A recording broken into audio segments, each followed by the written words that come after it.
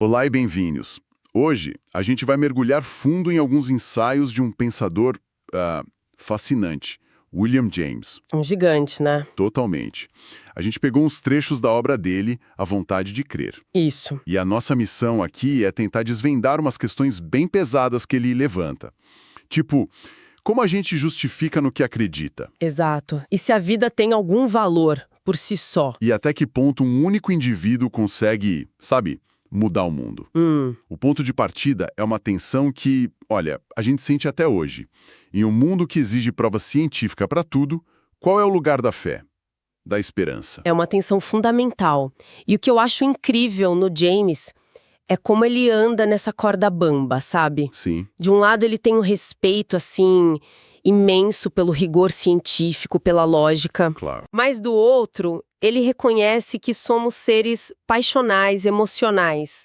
E que a nossa vida é guiada por coisas que a ciência pura e simples não dá conta. Ele não dá respostas fáceis, então. Não mesmo. Ele oferece tipo uma nova caixa de ferramentas pra gente pensar sobre como e por que a gente acredita no que acredita. Certo. E ele já começa mergulhando de cabeça nesse conflito. Ele apresenta a visão científica mais dura da época, citando Wade K. Clifford. Ah, essa citação é forte. É quase uma declaração de guerra, né? É errado sempre, em todos os lugares e para todos, acreditar em qualquer coisa com base em evidências insuficientes. Soa quase irrefutável. Parece super lógico.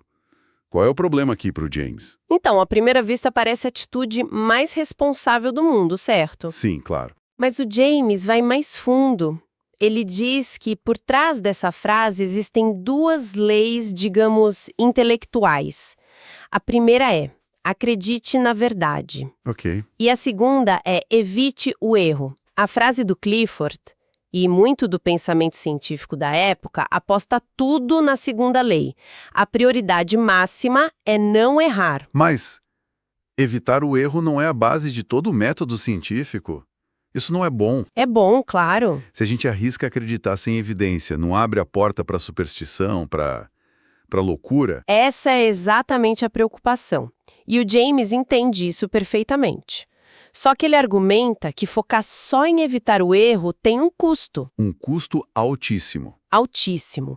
O risco de perder a verdade. Ele usa uma analogia militar que, olha, eu acho fantástica. Olha. Ele diz que um general que se recusa a arriscar um único ferimento em seus soldados, Nunca vai vencer uma batalha. nunca, ele vai ficar paralisado num impasse eterno. Para o James, em certas áreas da vida, não arriscar a chance de estar errado é garantir que você nunca vai achar certas verdades. Ah, Perder uma verdade pode ser tão ruim ou pior quanto acreditar numa mentira, sabe? entendi. É uma questão de qual risco você está disposto a correr. O de ser enganado ou de perder algo vital. E ele dá exemplos práticos disso. Sim, e é aí que a coisa fica poderosa. Ele foca em situações que ele chama de opções forçadas. Momentos em que não decidir já é uma decisão. Exatamente. Não dá para ficar em cima do muro. Ah, o famoso exemplo do alpinista. Ele está preso numa fenda e a única saída é um salto perigosíssimo. Isso. A razão pura, a evidência objetiva, nada pode garantir que ele vai conseguir, né? Não. Se ele esperar por uma certeza matemática, os músculos enrijecem, a hesitação toma conta e ele cai. A dúvida, nesse caso, é uma profecia autorrealizável. Ela leva ao fracasso. Mas, se ele mobiliza a fé em si mesmo, se ele acredita que pode fazer o salto, essa crença não é só um sentimento bom. Ela faz o quê? Ela literalmente, como diz o James, eneva os pés para a realização. A fé destrava a capacidade física para a ação. Nossa, eu nunca tinha pensado nisso por esse ângulo. A crença não é só uma conclusão, ela é um ingrediente ativo. É um ingrediente ativo. A fé ajuda a criar o próprio fato que ela afirma. É uma ideia radical, e ele leva isso para um terreno ainda mais comum, as relações humanas. Como assim? Pensa na pergunta. Você gosta de mim ou não? Se eu for pela lógica do Clifford e exigir evidências suficientes antes de agir, você vai se comportar de forma fria, desconfiada. Exato. E essa minha atitude vai quase com certeza matar qualquer afeição que pudesse surgir ali. Claro, ninguém se sente atraído por alguém que está te analisando como um objeto no laboratório. Pois é, Agora, por outro lado, se eu dou um passo à frente com fé, se eu ajo como se a afeição já existisse, sendo aberto, amigável, Essa atitude pode ser o catalisador. pode ser exatamente o que faz a afeição do outro florescer. Em muitas das coisas mais importantes da vida, confiança inicial é uma condição para que a realidade se manifeste. Isso deixa a gente com uma pergunta enorme. Até que ponto as nossas crenças não só registram a realidade, mas ativamente a constroem? É o X da questão. Essa ideia de moldar a realidade com a nossa crença me leva à pergunta talvez mais pesada que o James enfrenta. A vida em si vale a pena ser vivida? Porque se a nossa crença pode dar sentido a um salto, talvez possa dar sentido à existência inteira. Ele começa de um jeito quase cômico, dizendo que a resposta muitas vezes depende do fígado. Sim, do nosso temperamento, da nossa biologia. Ele contrasta um Walt Whitman com aquela alegria cósmica, sabe? Sim, que se sentia um Deus incrível. Isso. E do outro lado, a melancolia profunda de poetas como James Thompson, que escreveu A Cidade da Noite Terrível. E as passagens que o James cita de Thompson São devastadoras. Sombrias é pouco. é de tirar o fôlego.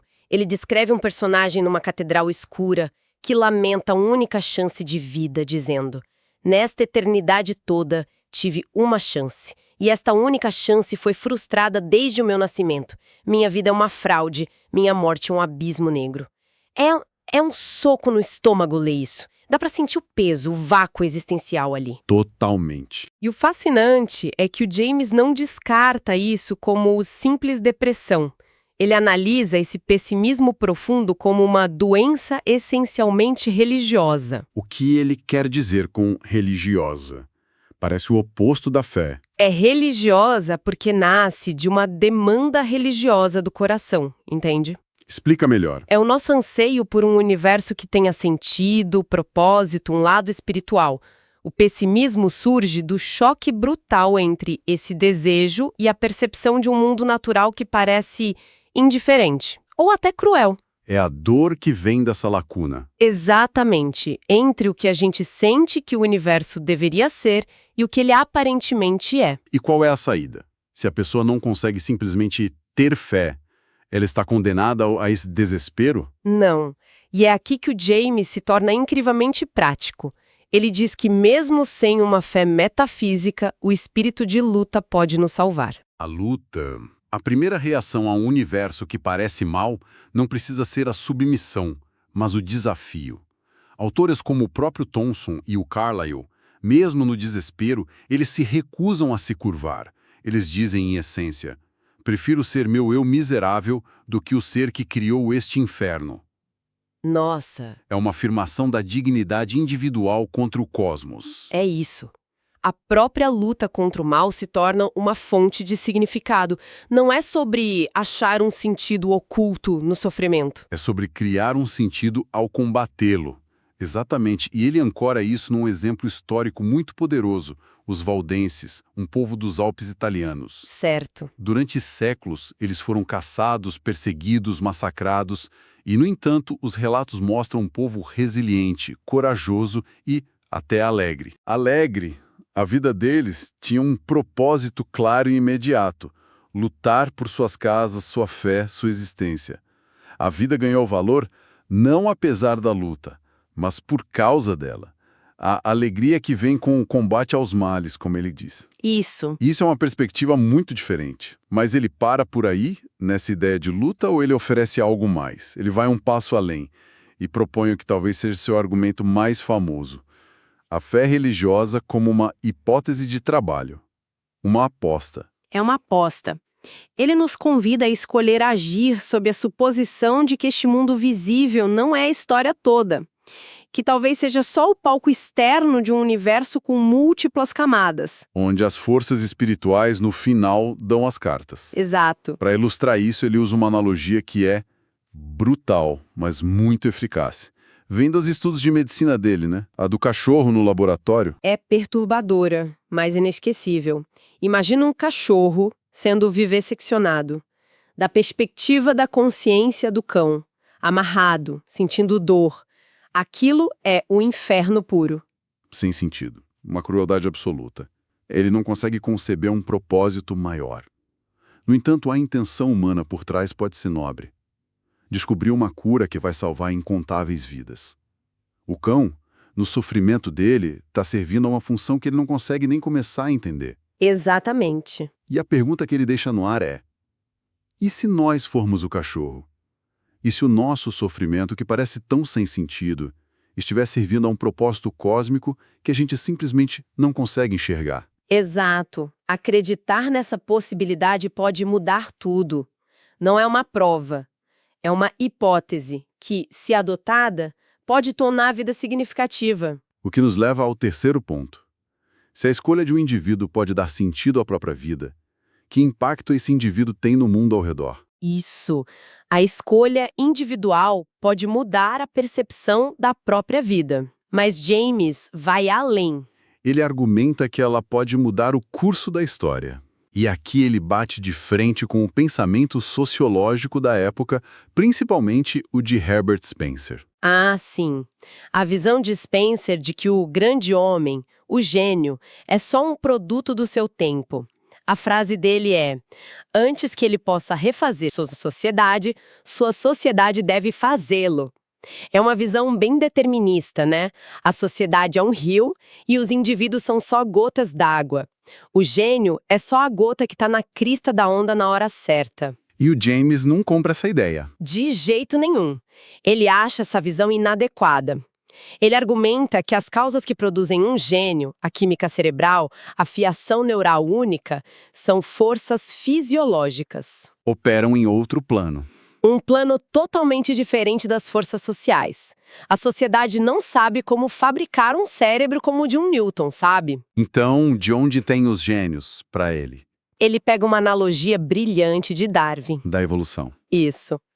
Ele diz que as variações, ou seja, os indivíduos geniais, surgem de forma espontânea, imprevisível. Como mutações. Elas não são causadas pelo ambiente. Não. O que o ambiente, a sociedade faz é atuar como um selecionador. A sociedade pode acolher essa variação, dar uma plataforma para ela, ou pode rejeitar, suprimir. Então a sociedade não cria o gênio, ela o seleciona ou descarta. Exatamente. Isso muda tudo. Quer dizer que a presença ou ausência de uma única pessoa num momento crucial pode alterar todo o futuro. Ele cita exemplos históricos, né? Sim, e são exemplos muito provocadores. Ele pergunta: a Inglaterra teria o mesmo ideal imperial se um jovem chamado Robert Clive tivesse conseguido se matar em Madras? Se Bismarck tivesse morrido no berço, os alemães teriam se unificado da mesma forma? Ou continuariam sendo, como ele diz, herbívoros políticos? Isso. A presença acidental desses indivíduos foi um fermento. Fez a massa da sociedade crescer numa direção que era só uma entre muitas possibilidades. Então, para o James, a história não é uma máquina previsível, mas sim o resultado de acidentes geniais e encontros fortuitos. Em grande parte, sim. Ele diz que a visão sociológica foca tanto nas médias que acaba ignorando o mais importante, as diferenças individuais. Certo.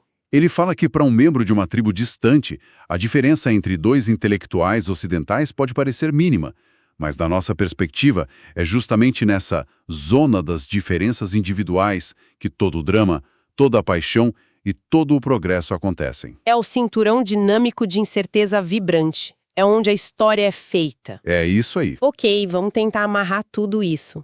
A gente falou da defesa de James, do nosso direito de acreditar, especialmente quando a fé é um ingrediente para a realidade se manifestar.